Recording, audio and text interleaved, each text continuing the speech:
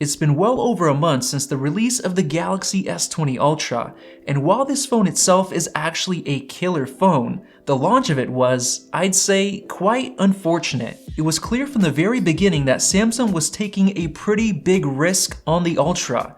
I mean, they priced it at a starting price of $1,400, and that's quite expensive even compared to the best iPhones out there, which have themselves been criticized for being too expensive since the $1,000 iPhone X. So Samsung, knowing how big of a risk this was, put all of their chips in the marketing campaign of the S20 Ultra's new features, like the cameras and 5G, making it seem like this was the best smartphone on the market. Now, if your smartphone is so good that it can prove itself as the best smartphone in the world, then the $1,400 price tag might be justified and people will buy it. This was the trick that Apple pulled with the iPhone X. At release, it was the most expensive smartphone ever, but because it was so good, it actually was the best-selling smartphone of the year. But in the case of the Galaxy S20 Ultra, a couple of very unfortunate things happened that nobody was expecting. But before I get into that, I want to talk about the S20 Ultra itself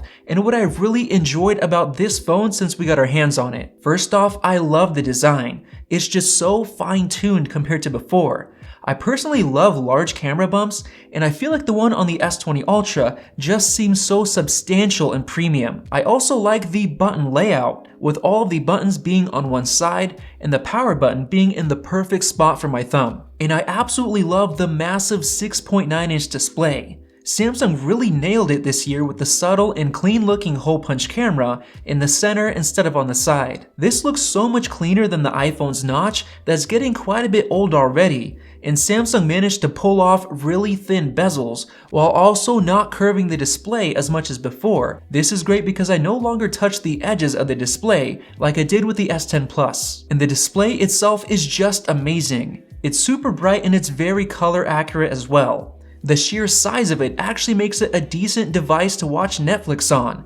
And then couple that with incredibly loud speakers, and you've got the best phone for watching videos. And I'm still extremely impressed with how Samsung managed to make the earphone speaker so loud while being so thin that it's almost invisible. I honestly think that the S20 Ultra is the best phone for gaming that's ever been made because of the combination of the massive display, the excellent speakers, the subtle hole-punch camera, and the new 120Hz display. I played 3 different games on both the iPhone 11 Pro Max and the S20 Ultra for an hour each to test the battery life of each of these phones. Even though the Ultra was running these games at 120Hz while the iPhone was running them at 60, the Ultra drained just a little bit more battery life, which was extremely impressive. And it did it while running the game smoothly, and the phone itself didn't heat up as much as the iPhone. So for all of those reasons, it's the best phone for gaming yet. Now in terms of performance, both the iPhone and the S20 Ultra are now so fast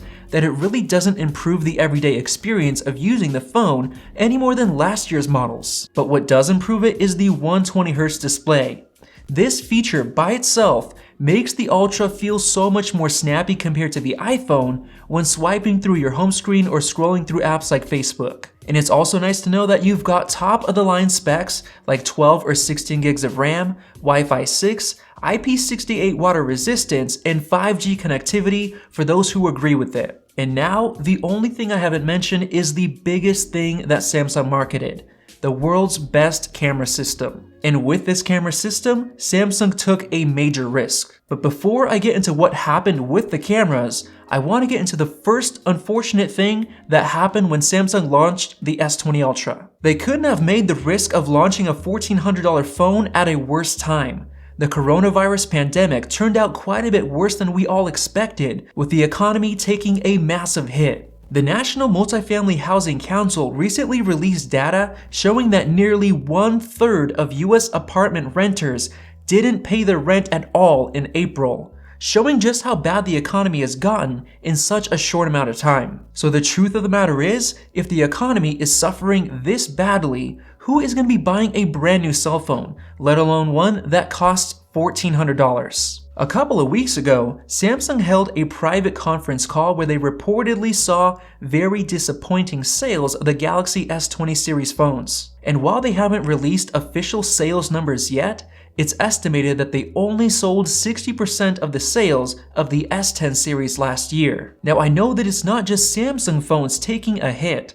The entire smartphone industry got hit as well, including Apple, with researchers expecting global consumers to purchase 33 million fewer phones this year. So with all that out of the way, let's get into the second unfortunate thing that happened to the launch of the S20 Ultra. They focused way too much marketing on the camera, making it seem like the S20 Ultra had by far the best camera on any smartphone. So with that came massive expectations from consumers and initial reviewers. However, they also chose to put in a brand new camera system that they've never used before, and because of that, this software wasn't ready for the release. So when reviewers got their hands on the S20 Ultra, almost every initial review mentioned camera issues, especially with autofocusing. This is really bad news for Samsung, since quite a lot of people decided to wait until the issues were resolved before investing $1,400 into this phone. We tried it ourselves and ran a blind test comparing the S20 Ultra,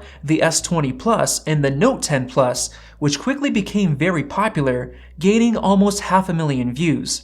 And surprisingly, the Note actually won the test. At that point, Samsung promised a huge software update that would fix the camera for good. And now, over a month later, that software update finally came. So just recently, we did another camera test before and after the update to see what's changed. And while it did improve, the autofocus performance is nowhere near where it should be, and much worse compared to the iPhone 11 Pro Max. So the camera performance is still disappointing after that update. So maybe they have more camera updates planned, I don't know, but now that it's been 5.5 weeks since we received the phone, it's honestly too late. The S20 Ultra's reputation has already been damaged so much, especially in this economy, that I don't think the sales of this phone will ever recover. But let's pretend for a minute that the camera was so good that it blew every phone away.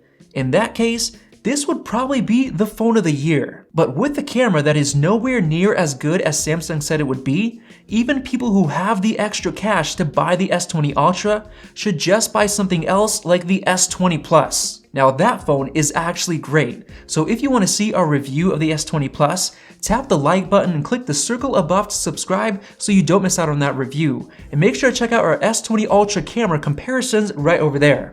Thanks for watching, and we'll see you in the next video.